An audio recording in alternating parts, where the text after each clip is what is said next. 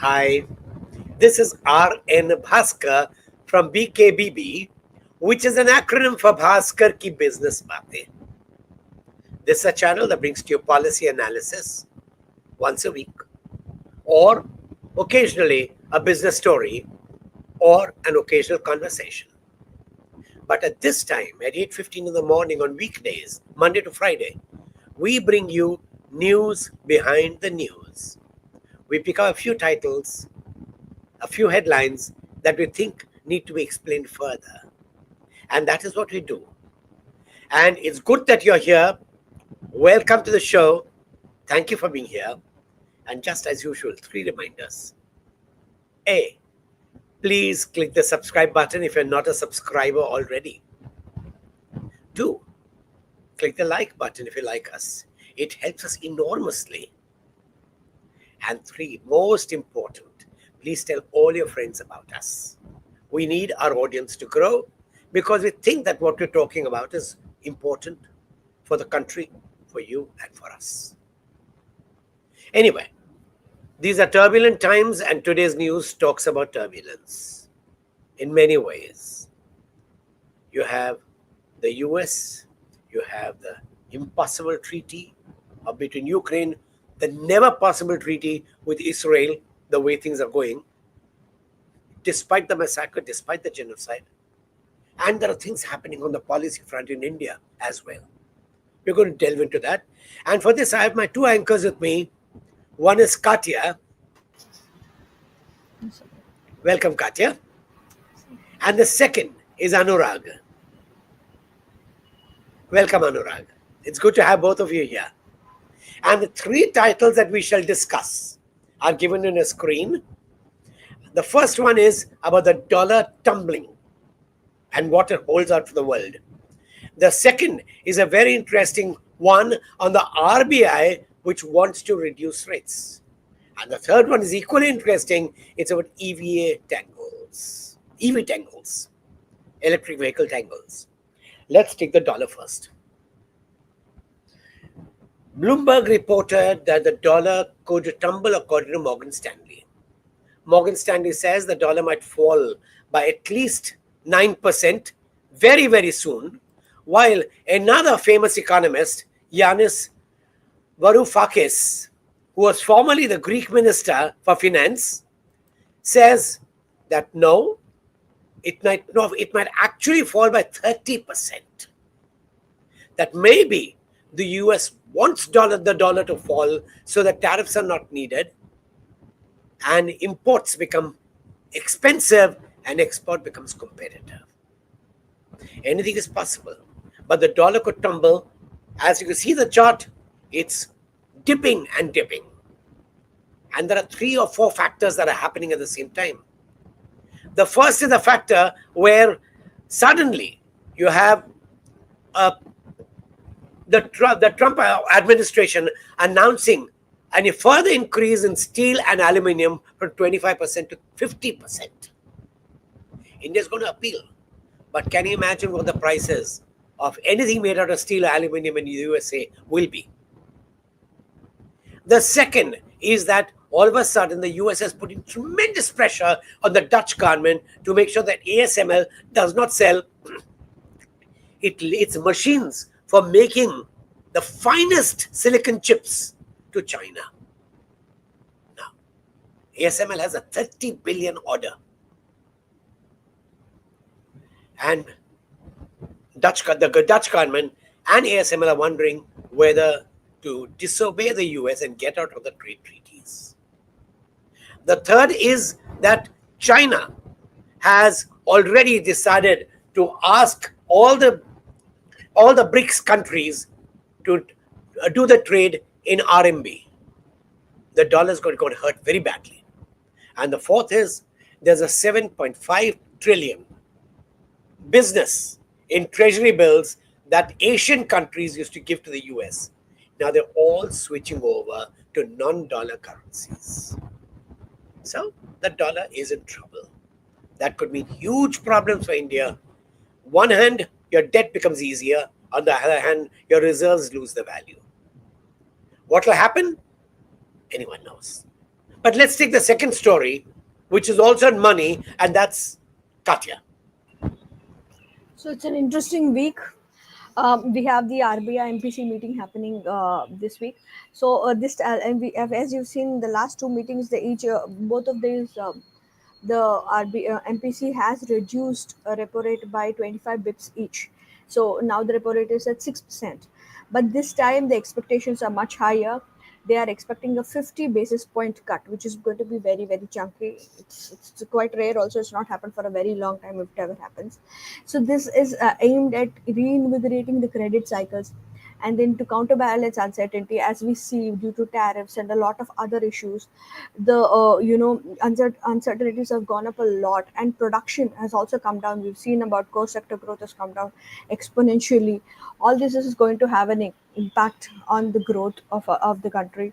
So, and it already is having the, in fact, even the uncertainty is also having a large chunky growth now in spite of the tariff pause. But we do not know what's going to happen in the future, and some amount of support is expected to come from the RBI. That is one point. But what does it mean to people like you and me?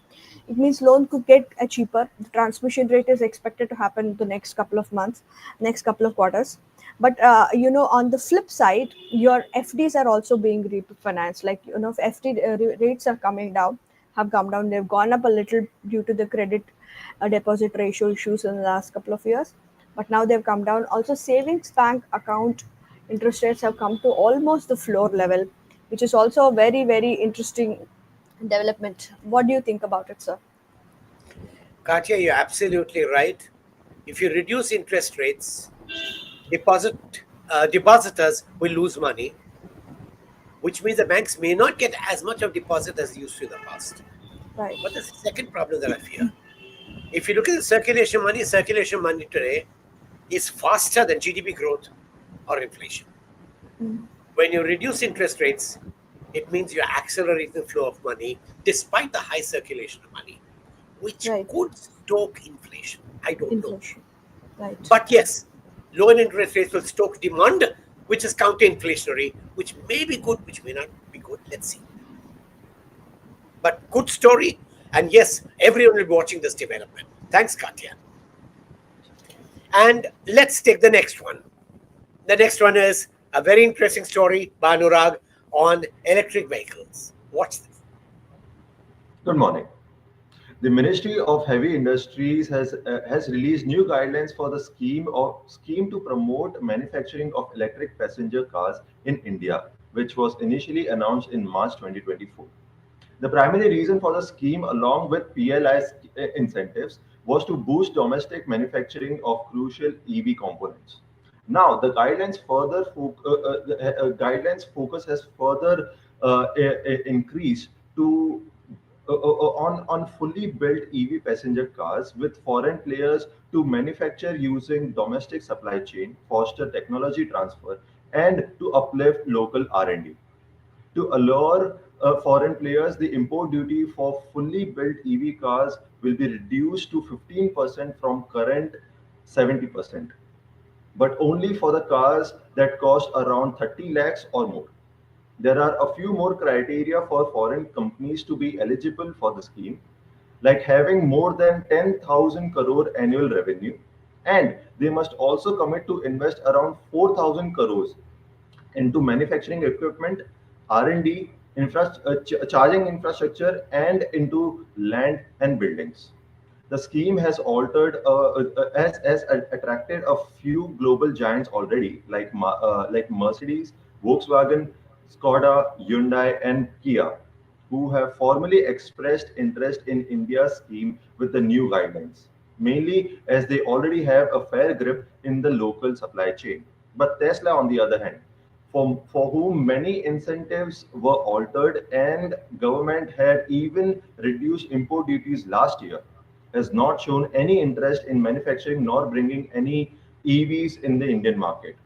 But what about the domestic market leaders, Tata and Mahindra, who have finally started seeing profit with a positive EBITDA from their EV lineups after years of trial and error and market hurdles? Sure, the reduced import duties on key EV components and PLI scheme have helped them to finally start achieving profits soon. But the import of fully built EV cars and foreign players manufacturing locally could further stretch the expectations for local players' profitability. What's your take on this, sir? It's an interesting development. Thanks, Anurag. Tesla is going to be in the limelight. Remember, just a couple of days ago, E.S. Sarma, who was a former revenue secretary of the government of India, has sent a letter to the government saying that Tesla being sold bandwidth for the satellites is illegal, violative of Supreme Court guidelines, and has asked for a judicial inquiry. And now Tesla doesn't want to manufacture in India. It remains to be seen whether the government of India will kowtow to USA and to Tesla the way it did to Enron in the 1990s. These are very, very interesting times for Tesla, for the US, and for India. Thank you very much. Okay, that brings us to the close of today's session, and that takes me to the next stage, and that is questions and comments that are coming in from you. Before I go to the comments and the questions, just a reminder, please click the subscribe button if you're not a subscriber. Please click the like button. It helps our algorithms with YouTube and with Google. And most important, please tell all your friends about us. They matter. Okay. And now let's take the questions. The first question is, of course, to Katya's remark. Do you think that transmission of these reductions will actually take place? Katya, over to you. So they always happen much slower than always expected. But like you said, so there is a lot of deposit pressure on banks also. Mr. Uday Kotak has already spoken about it. You know that especially with home loan rates, they are not making any money. So and then personal finance, which is a very chunky interest rate, interest margin provider, is also kind of gotten truncated after the government had clamped them. So I don't see very extensive transmission, like I said, which is coming February and March. Rates are expected to get transferred over the next 2 quarters. If at all any rate comes, the cycle is going to get longer. So until deposit pressure is there, until savings rates are low, until people choose SIPs over FDs, there will be some amount of pressure on interest rates also. Loans will be costly because their Absolutely. money is costly. I agree with you. There's a next question, which is a very interesting question. The depreciation of the dollar has camouflaged the Indian growth. I don't think so. If the dollar becomes cheaper, when it's converted to Indian rupees, you get more dollars. The rupees, when converted to dollars, you get more dollars. In fact, the GDP growth in dollar terms may actually go up because of depreciation of the dollar. Okay, that's one. Then the second part of the question is that how deep will the impact be on the forward currency market? I don't know. Forward currency markets are speculative, and I can't predict that. But I do not know why. Unlike most other countries of the world, the Reserve Bank of India still continues holding most of its reserves in dollar-denominated treasuries. The rates are low and the risks are high. And while other countries are switching over, RBI remains committed to it. India's sudden fascination for USA is alarming. And there's a third question on the EVs. The EV market also has one more player called BYD. What will the government do about that? Interesting question. BYD is the world's largest player in EVs. The government has not allowed BYD to come into India as yet. But the government is desperately keen to normalize relations with China and has just announced that it will open investment avenues for China. Two reasons. Our trade deficit is so high, and China has agreed to convert some of the trade deficit into investments. But there's a second reason why. China has publicly announced that they'll be supporting Pakistan. At that time, you don't want China to be an enemy. You have to mend fences. And India's strategy of opening up the doors to China is also strategy, because if China decides to create trouble, we have a long border and we can't afford to fight that.